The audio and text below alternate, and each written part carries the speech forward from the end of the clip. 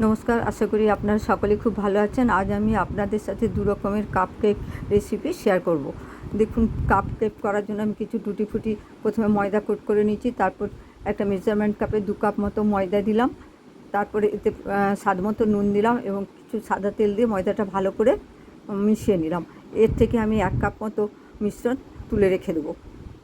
তারপরে এখানে দেখুন, আমার এখন মিশ্রণটা খুব সুন্দর করে মাখানো হয়ে গেছে। এখন আমি এতে বডি টেম্পারেচার থাকা দুধ আস্তে আস্তে করে দিয়ে ব্যাটারটা গুলে নেব। ব্যাটারটা আমাকে খুব সুন্দর করে ভালো করে গুলে নিতে হবে, একটু একটু করে দুধ দিয়ে, কারণ এর ভেতরে লাম্প বা দলা থাকলে হবে না।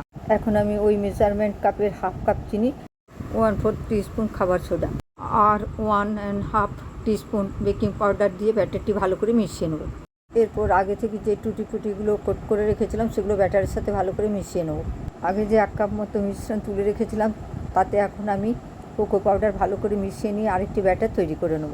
এতেও আগের ব্যাটারটির মতো সমপরিমাণ বেকিং পাউডার এবং খাবার সোডা মিশিয়ে নিচ্ছি। এরপর 1/4 টিস্পুন করে ভ্যানিলা এসেন্স দুটোতেই মিশিয়ে নেব। এরপর কেক মোল্ডে কাপগুলো বসিয়ে আমি অয়েল স্প্রে করে দিয়েছি। এরপর আমি কয়েকটা কাপে প্লেন ব্যাটার দিয়ে দিলাম। এরপর আমি চকোলাভা কেকের জন্য প্রথমে কিছুটা পরিমাণ করে ব্যাটার দিয়ে তার মাঝে অল্প পরিমাণ চকলেট দিয়ে ওপরে আবার ব্যাটার দিয়ে দিলাম। আমি এখানে ডার্ক চকলেট ব্যবহার করেছি, আপনাদের ইচ্ছে হলে আপনারা অন্য কোনো চকলেট ব্যবহার করতে পারেন। এরপর আমি গ্যাসে আগে থেকেই প্রিহিট করে রেখেছি একটি কড়াই চাপিয়ে, তাতে একটা স্ট্যান্ড চাপিয়ে দিয়েছি। এখন কেক মোল্ডটি চাপিয়ে দিলাম, দিয়ে একটা ঢাকা দিয়ে মিডিয়াম আঁচে 15 থেকে 20 মিনিট ওয়েট করব। এখন আমি 20 মিনিট পর ঢাকাটি খুলে দিয়েছি। দেখুন, কেকটি কী সুন্দর ফুলে গেছে। একটি পিক দিয়ে আমি দেখছি, পিকের গায়ে লাগছে না, সুতরাং এখন কেকটি রেডি।